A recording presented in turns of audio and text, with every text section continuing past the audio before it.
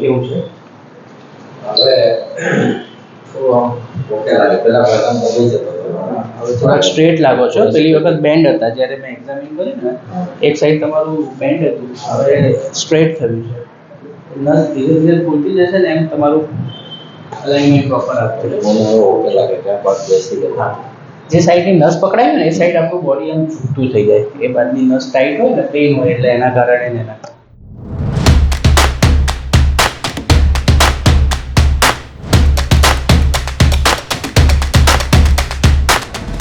પછી ત્યાં મને પેઇન કિલરનું ઇન્જેક્શન આપેલા ત્યાં, અને જેવા ઇન્જેક્શન આપ્યા ને within half an hour normal.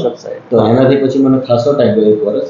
પછી હું જ્યારે પાછો આવ્યો વર્ષ પછી અહીંયા પ્રોબ્લેમ થયો, અહીંયા આવીને પાછો. એટલે મેં પછી સારી હોસ્પિટલ છે, નામ સાંભળેલું, 𝐵𝑜𝑝𝑎𝑙 લીવર હોસ્પિટલ, ત્યાં ગયું. અને ત્યાં જઈને ડૉક્ટરને કીધું એટલે એમને MRI કરાવીને કીધું કે તમારે સૂજન છે હર્નિયા ડિસ્કમાં, તો તમારે થોડો પ્રોબ્લેમ છે, તો તમારે અત્યારે દવા લો, એનાથી ઓકે થાય તો ઠીક છે, ને તમે ઓપરેશન. પણ દવા લીધી તો કેર થઈ ગયું, ઓકે થઈ ગયું. અને પછી હું સાઉદી ગયો, ત્યાં બી થોડો પ્રોબ્લેમ થયો, ત્યાં મેં મેડિસિન લીધી તો ઓકે. પછી પાછો ઇન્ડિયા આવ્યો, અને પછી જ્યારે હું કતાર ગયો ત્યારે મને પાછો પ્રોબ્લેમ થયેલો. અને કતારમાંથી હું જ્યારે રિટર્ન આવ્યો ત્યારે થોડો વધતો ગયો.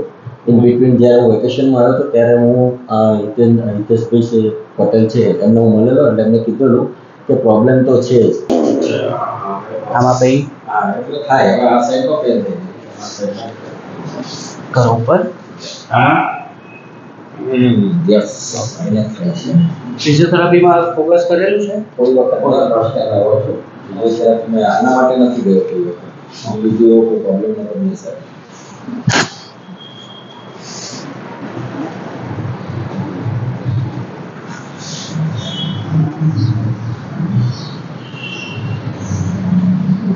આમાં આ શું કહ્યું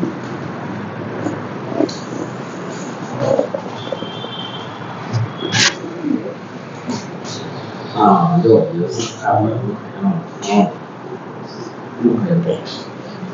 એ નોર્મલ. આ સાઈડ તો કંઈ ના થાય, આ તો બધું દુઃખ.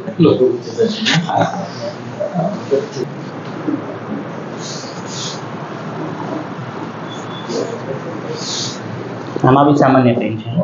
ઓકે,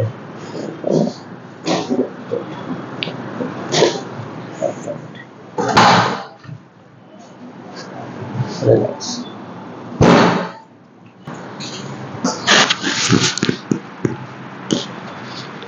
રિલેક્સ એકદમ.